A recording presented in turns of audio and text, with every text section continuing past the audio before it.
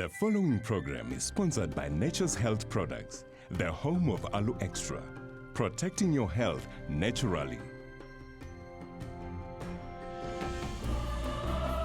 For centuries past, our forefathers knew the good of the earth.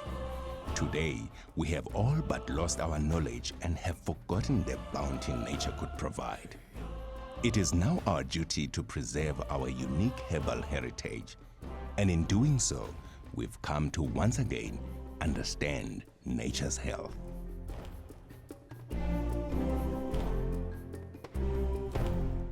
Good morning.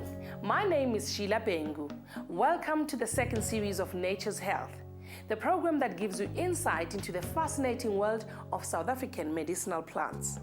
I hope you will find as much enjoyment in the next 13 programs as we have found through its journey of creation.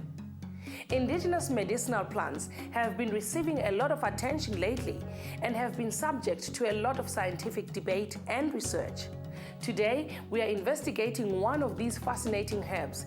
Its name is Lipia javanica. So let's look at our lineup. We find out how the herb has retained its value in traditional ceremonies. We learn how to make effective home remedies with the herb.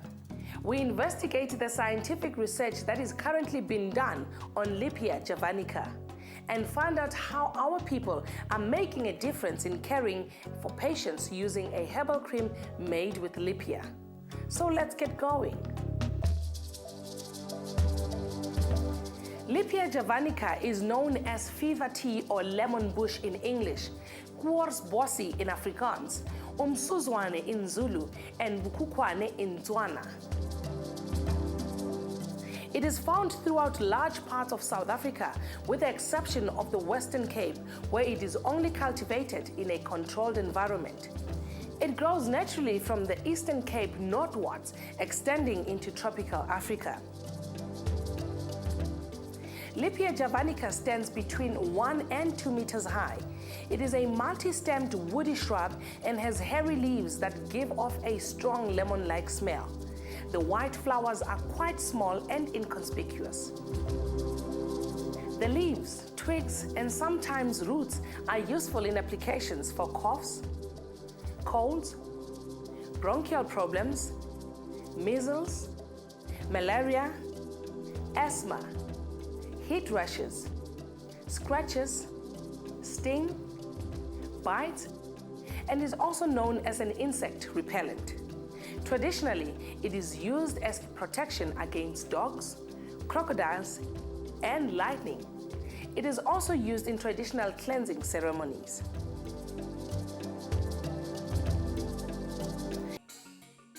We revisit botanist Anne Hutchings from Empangeni, who in our previous series demonstrated the making of an effective herbal cream, which she uses to treat a number of patients referred to her. We found out how her patient Nonhlanhla Zunga is recovering. This is Nonhlanhla Zungu, who was one of the very first patients I started to treat when I was asked to treat a number of HIV support patients at Ngwelezan Hospital.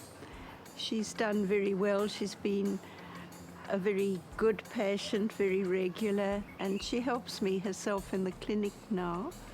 She originally had spinal TB, which is when the HIV was first diagnosed about 11 years ago. I met her 7 years ago. Her first reaction was, I can now do housework. But about 2 years ago, she nursed a fiancé with TB and had reactivated TB herself. As one of the side effects of the treatment, she suffered badly from peripheral neuropathy, which is quite common in patients taking TB medication, in patients taking antiretrovirals, and as an opportunistic infection from AIDS itself. We've used the cream on her feet to bring relief. It does contain Lipia javanica as a very important ingredient. I chose it for anti-inflammatory and pain-killing properties. The best way to massage is actually to feel, to be told where it's sore, and then to watch your patient's face. because then you can see when they're being relaxed. I mean, the massage helps with shoulder and spine pain, but I always watch to see what the reaction is. And this, am I doing it right for you today? Yeah. Is it underneath and the ankles? Skin's actually looking very nice, isn't it? Sister Priscilla Dlamini at the Holy Cross AIDS Hospice cares for patients who are terminally ill.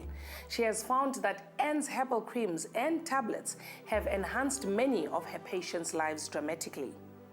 Yes, I do make the creams because, like you see, my herb garden, we have the centella, we have the bulbine, and then we have umsuzwane. Umsuzwane, though is not in my garden, but it's plenty out here. Then we can just pick when we need. And then we mix these three together, we grind them, make them a paste, and then we will take a cloth, a clean cloth, and then we sieve them. And then we put the glycerin and the aquas, and then I can also put wabugia, which is a spaha, when there's for rub, especially when there's pain. The times, because I cannot afford also to make quite plenty of this cream, then I'll ask Anne Hutchings. She helps me with some cream.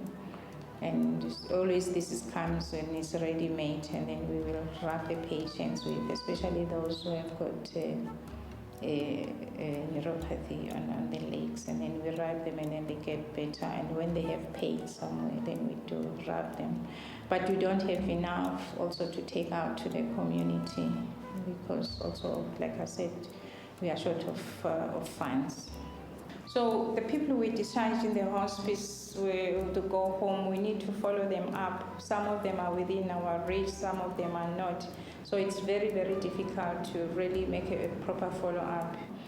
And also we find those people who are on the waiting list from the hospital who are supposed to get the ARVs, and they are not put on this, even if they have the CD4 count below 200. So they are just waiting in their homes, and the conditions are going down and down, and we commence the herbal treatment with them, and then from there they improve, they become better, they can walk, they can eat, and then then they can, though we don't send them to the hospital for another CD4 count, but you can see physically or clinically that the patient improves their condition. Still to come, we learn another cream-making skill and the art of lipia oil extraction. All this and more after the break. In our product minute today, we focus on our flagship branch, the Northcliffe Network Center. This first branch is situated in the Northcliffe Center on the corner of Beyersnodier and Milner Avenues, Johannesburg. It is the biggest products, the home of Aloe Extra. For more information, phone 0860 22 1100. With research comes wonderful and useful discoveries. Diane Aldworth, who resides in Moy River, is known for her school of herbology and her passion for discovering useful herbal remedies. What we're now going to do is make a lipia cream, or originally what would have been used would be fat or mafuta from the animal that would be rendered down. What we're going to use is a natural aqueous cream. Some people might like to use Vaseline instead. What you do is you take the aqueous cream, put it into a double boiler. You don't have to use a double boiler if you don't have one.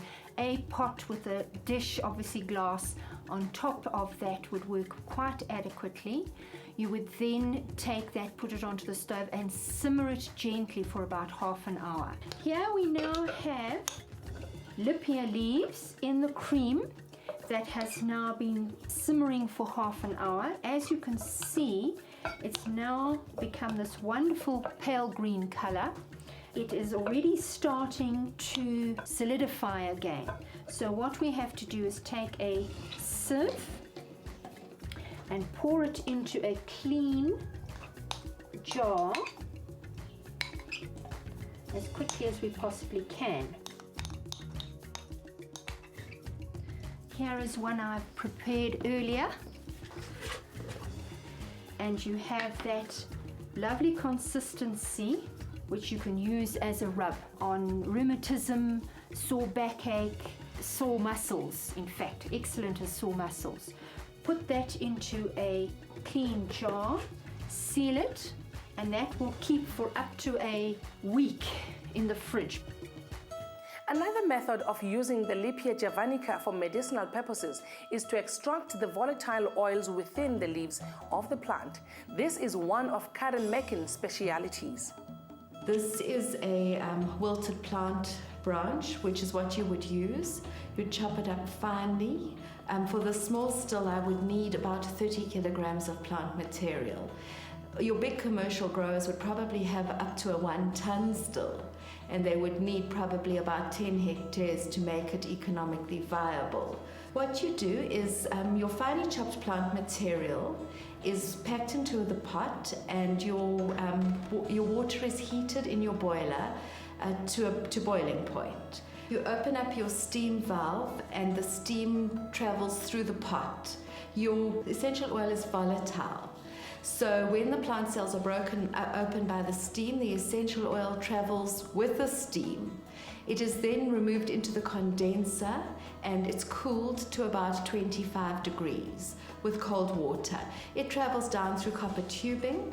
The water is on the outside of that. Once you cool oil and water, you get the normal process.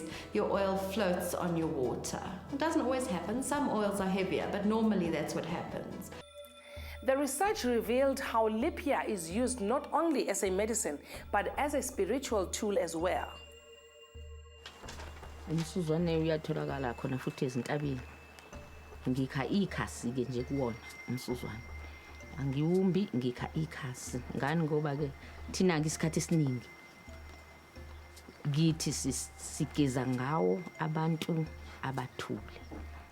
Siwusebenzisa kakhulu. Usebenza lapho nje. Sithatha umsuzwane, siwuqhafaza, siwugaya. Thatha sifake emanzini. Bese sithatha indwangu simgeza lo muntu le ngawo. Simgeze kahle. Bese siyamthatha ke sesimfaka ebhokisini kade gezwa ngawo. Phela la ngoba isebenziwa njalo. Usiko lasekhaya nje. Kangobese lokwadabuka nje. Bageza ngawo. Angazi ke nami ukuthi kwakwenzelwane kodwa ngasakhula nje kwenziwa. It is wonderful that we as a nation are rediscovering the uses and value of our indigenous medicinal plants. It is, however, important that we stay well informed about each medicinal plant's precautions before using any plant. Next week, we discover the juicy truth about the marvelous medicinal herb, the Cape fig.